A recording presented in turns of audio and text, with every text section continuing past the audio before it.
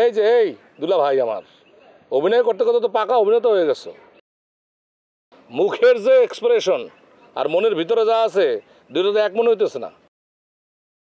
পারুলের সামনে বসে তুমি পারুলের প্রশংসা করতেছো, আর বাইরে গেলে তুমি কি করো? বাইরে গেলে তুমি কি কও সেটা আমি খুব ভালো করে জানি। তোমাকে আমরা হারে হারে চিনা ফেলাইছি।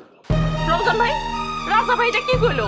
হ্যাঁ, আপনি আমার সামনে আমার সুনাম করেন আর বাইরে গিয়ে আমার নামে বদনাম করেন, এই কথা আমার শোনা লাগলো। রাজা হ্যাঁ নিজের কথা কইছে, হ্যার বউয়ের লাগে হ্যার কোনো সম্পর্ক নাই, মানুষের দুর্নাম করে বেড়ায়। ঘরে বউ থুয়ে মিতার লগে ঘুরে বেড়ায়, মিতার লগে ফিরিত করায়। আর চরিত্র কি ভালো নাকি? হ্যাঁ, তোমরা আগে হ্যার বিচার করো। এই দুলা ভাই, তুমি আমার চোখের সামনে যাও, যাও। ফালতু লোকজনের কথা কার কথাবার্তা যা কইতেছো কোন হুঁশ আছে? কার কথা কি মিলে কি সব কথা কইতেছো তুমি? আচ্ছা ঠিক আছে, তোমার দাম লাগবে না, আমি যাইতেছি। আর যাইতে হইব না, আমি চলে যাই।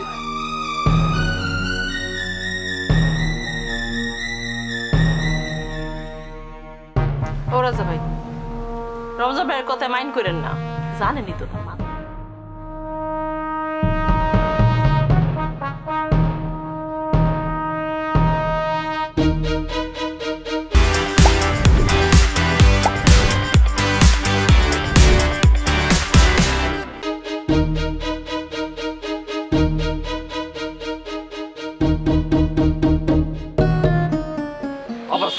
দাঁড়াও, তোমার সাথে আমার কথা আছে। আমার সাথে কথা? কি কথা আপা? অনেক জরুরি কথা, তোমারই মনে মনে খুঁজতেছিলাম। আমারে খুঁজতেছিলেন মানে? ব্যাপারটা বুঝতে পারতেছি না। কেন, কি হয়েছে? হ্যাঁ, তোমার লাগে আমার জরুরি কথা আছে। জরুরি কথা আছে মানে? জরুরি কথা কি? কি কি জরুরি কথা? নুপুর মেম্বার কোথায়? নুপুর নুপুর নুপুর মেম্বার কে? না, হ্যাঁ তো বুঝতেছি না। নুপুর মেম্বারের ছিল না বং ধরছো না? আমি জানি তোমরা নুপুর মেম্বারের কথা লুকায় রাখছো। ও, নুপুর মেম্বারের কথা কইতেছেন আপা? শুনছি সে নাকি হারায় গেছে, মানে এখন কাল লোকে কিভাবে কোথায় পলায় গেছে, সংসার করতেছে। এই একদম ফালতু কথা বলবো না, কথা ঘুরাও না। না না ভাই, এইটা কিন্তু আমার কাছে ব্যাপারটা ভালো লাগতেছে না। আপনি হইতেছেন রাজা চেয়ারম্যান সাহেবের ছোট বোন, আপনার আমি খুব মান্য করি, পছন্দ করি। আপনি আপনি এইরকম কথা আমারে বলবেন, এটা আমি জীবনেও কল্পনা করতে পারতেছি না।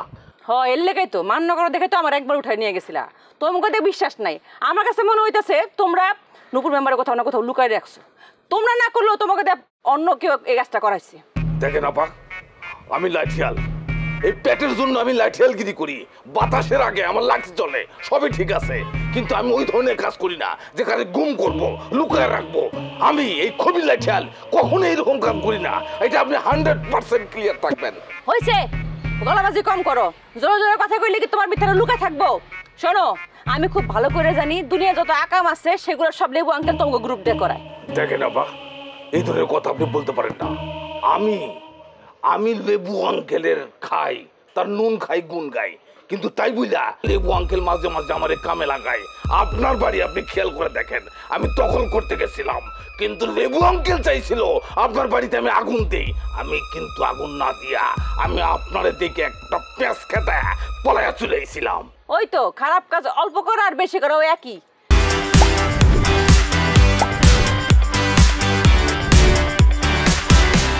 শোনো খবির, নুপুর মেম্বার আমগো কাছের মানুষ, তার যদি কোনো ক্ষতি হয়েছে তোমারে কিন্তু আমরা ছাড়বো না।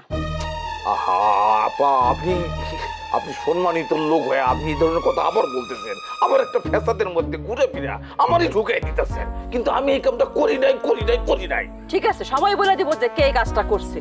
যদি কোনো রকম ধরা পড়ে যে নুপুর মেম্বার তোমার কাছেই ছিল, তাহলে কিন্তু শাস্তির জন্য রেডি থাকো। ওরে যন্ত্রণা রে যন্ত্রণা আপা, কি যে কই আমি আপনারে। এই গ্রামে এই এলাকায় কোন একটা ঘটনা ঘটলেই, অঘটন ঘটলেই এই খবিরের উপর দোষটা এসে পড়ে, কিন্তু আপনি 100% গ্যারান্টি দিয়ে কইতেছি আমি এই কাজের সাথে সম্পৃক্ত না। খারাপ কাজ করো দেখে তোমার উপর সন্দেহটা আসে, বুঝছো? রেডি থাকো। এটা আমি প্রমাণ করে দিব যে আমি এর মধ্যে নাই। এই সব কাজ আমি করি না, এই কামের সাথে আমি সম্পৃক্ত নাই। আমি খবির লাঠিয়াল, পেটের জন্য খাটি, কোনো কোকামে আমি নাই।